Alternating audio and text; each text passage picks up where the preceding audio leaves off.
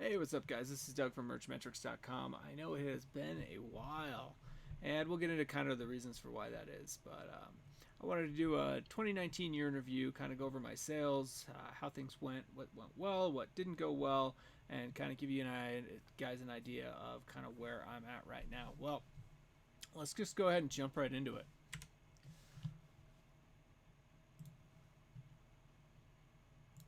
So here on screen, and let me get myself out of the way for you. There's nothing but zeros in this section where I'm at. Let me go over the sales numbers for you really quickly, and we'll just kind of talk through it. So as you can see, for 2019, I made $953 on Merch by Amazon, $360 on Redbubble, and $359, or almost exactly the same, on Etsy.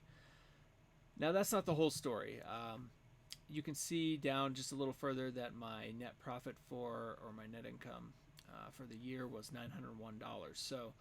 So what does that tell you? Well, if you add up, if you look at Printful and Guten are the two suppliers that I use for Etsy. You look at Etsy fees.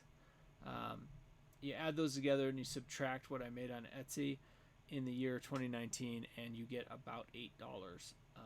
So I made money for Etsy, I made money for Printful and Guten, but I made no money for myself working on my Etsy account. Now, I didn't grow it, I didn't add any. I added a few, but I didn't add many new designs this year. In the past, it had been pretty consistent, and so really I was looking to just sort of capitalize on what was already going well, kind of leave it alone, and sorry, those are getting warm. Leave it alone and just sort of go from there.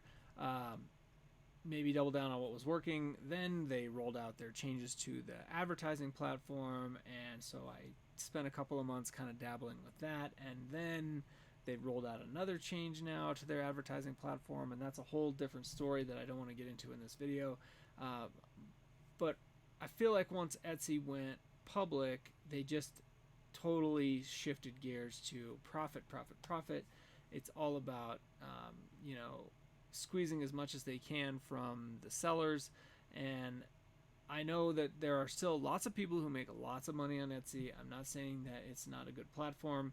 I'm just saying you have to approach it in a totally different way. You have to sell high margin products. You have to be able to advertise. You have to drive traffic yourself. You're not going to get any organic traffic anymore. It's something that maybe at the end of 2020 I might work on again, but it's not going to be a focus. If I get a sale here and there, great. If not, I don't care. It's no longer going to be a focus. If I go back, it will be in a different way. I will focus on a single niche. I will upload consistently in that niche only.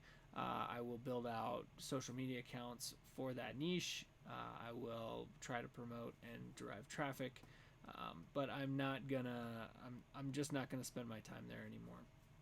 Now, Etsy is falling away, but Redbubble I feel like is really kind of taking over. Now you can see my sales are pretty consistent. I make about $30 a month. I did have a spike in December, but boy, December I was selling multiple things per day. Now, not every product on Redbubble is a high margin product. Now, what is cool about Redbubble is that they do the advertising for you and they don't charge you for it. So I was creating Pinterest pins, and I do a lot of research when I'm looking for designs. I do a lot of research on Pinterest, and I found one of my designs. And I was like, those rat bastards! Somebody is copying my design. I click the link, it goes to my Redbubble shop. I'm like, oh, Redbubble actually pinned my design. It's one of my best-selling designs over there.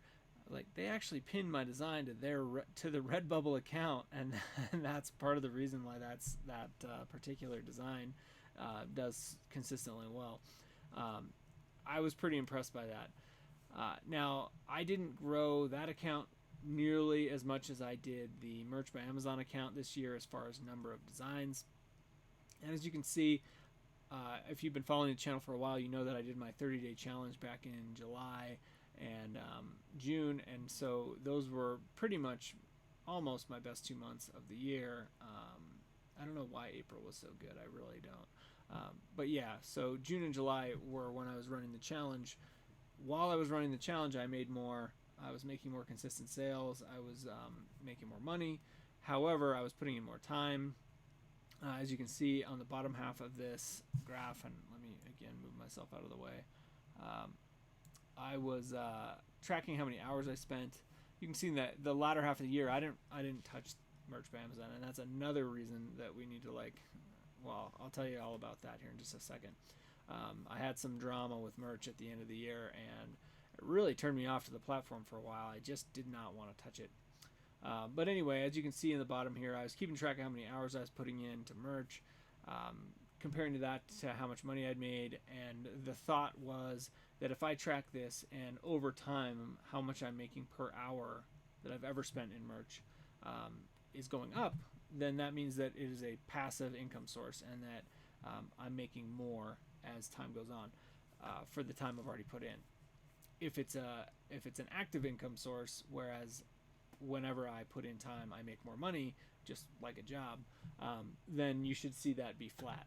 I mean, at some point it would be a flat number, right? Like $12, $15 an hour. It looks like I'm around 15, and the more time you put in, the lower that number will go, unless you have a corresponding increase in sales. So I think that at lower tiers you just can't really overcome that. You have to accept the fact that you're going to have to work a lot for a little bit of money until you grow your account, and that's sort of the spot that I'm at now. I'm in the 500, or I'm sorry, I'm in the 1,000 tier.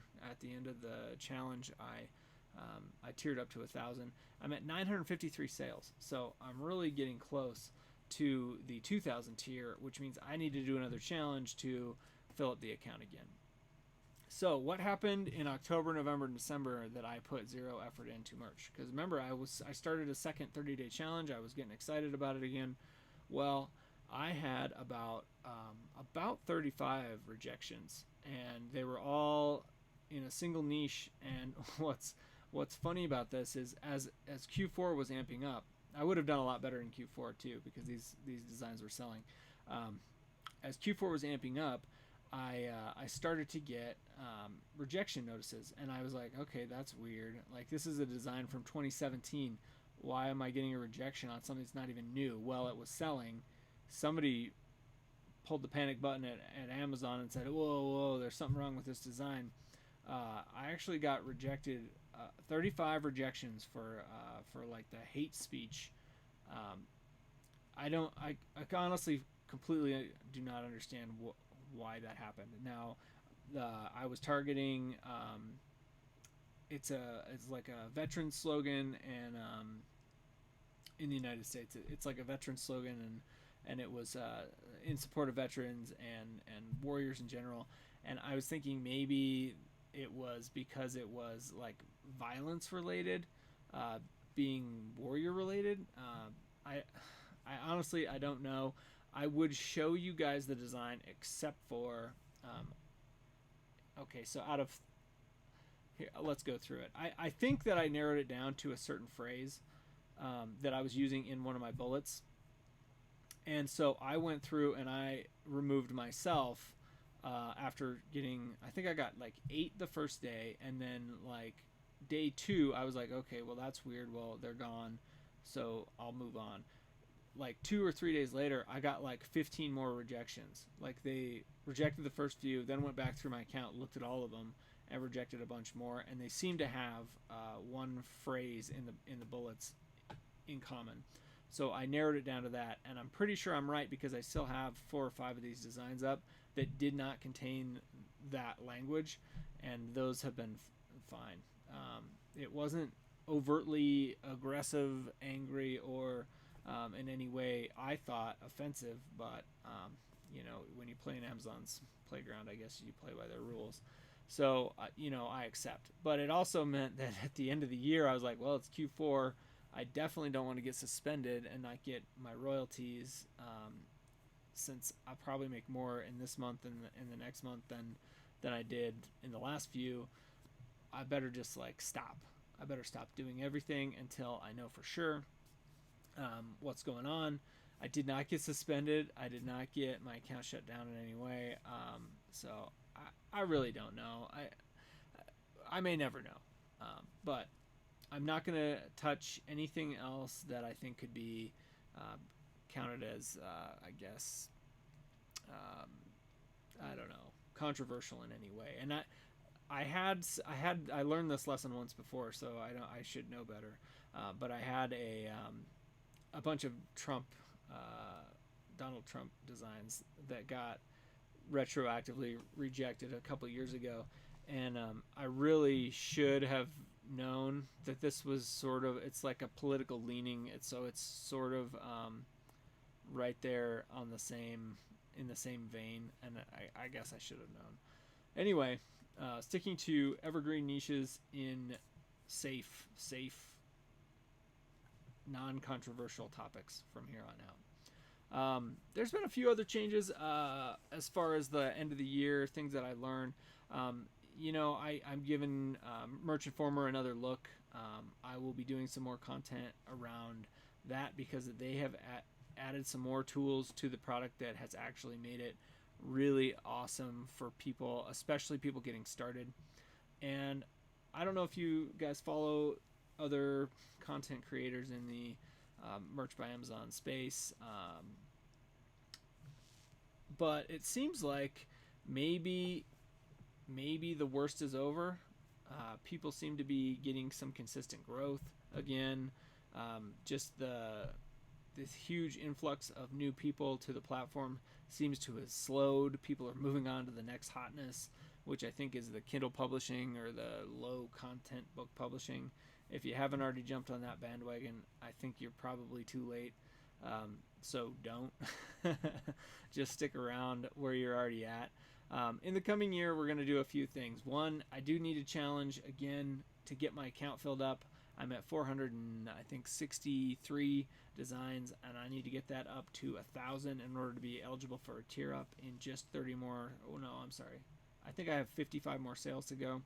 So at that rate, it'll take me a couple of months, unless I create some cool new designs that sell.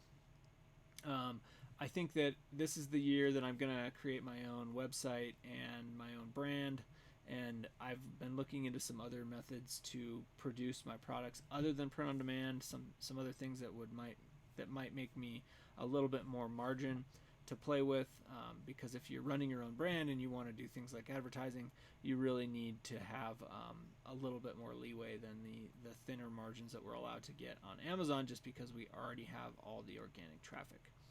So look for more content on those things in the coming year. I will be starting a challenge really soon to fill up my account. Now, where do we go from there? I do a lot of other things on the side. I have like 12 or 15 hours a week outside of my job after the kids go to bed to work on side things. And to be honest, it's always been like kind of play money or money that I just blow on whatever. But I think I want to get serious about it and really see how far I can take it. And so that's going to be the rest of this year. So for the next, I guess, 10 months, that's really going to be my focus. And you guys are along for the ride. So hopefully that is something that you want to see. There's been some other ways that other ways that I do make money on the side. I do website design. I do host some people's websites. People who I built websites for that I just didn't think they had the ability to do themselves, and so I took it on and charged them a monthly fee for that. To be honest, it's more headache than it's worth. It's not a lot of money. I wouldn't do it again, and I would really kind of like to get out of the having clients business altogether and focus on other things. So what else is there? There's affiliate marketing, some freelancing that's like more task based, where you just complete a task and there's not really like back and forth or a client trying to get a specific thing done where they're like, oh, I want changes, I want this and that. I've been doing some freelance graphic design as well, which pays a lot better, but again, it's like back and forth and takes weeks, and at the end of the day, it's never going to be it's never going to have any aspect of passivity. It's all active. And I'd really like to phase that stuff out of the business and build up, the more passive aspects. But that means that I really need to focus on those things and grow them up. So if you guys have any questions, if you have any comments on what you think I did wrong, I'm sure there's plenty. Let me know in the comments. Click like and subscribe if you want more content like this, and I will continue to try and put out my income reports and go over in future videos some of the other ways I'm trying to make some side income. All right, guys, this has been Doug from merchmetrics.com. Thanks for watching.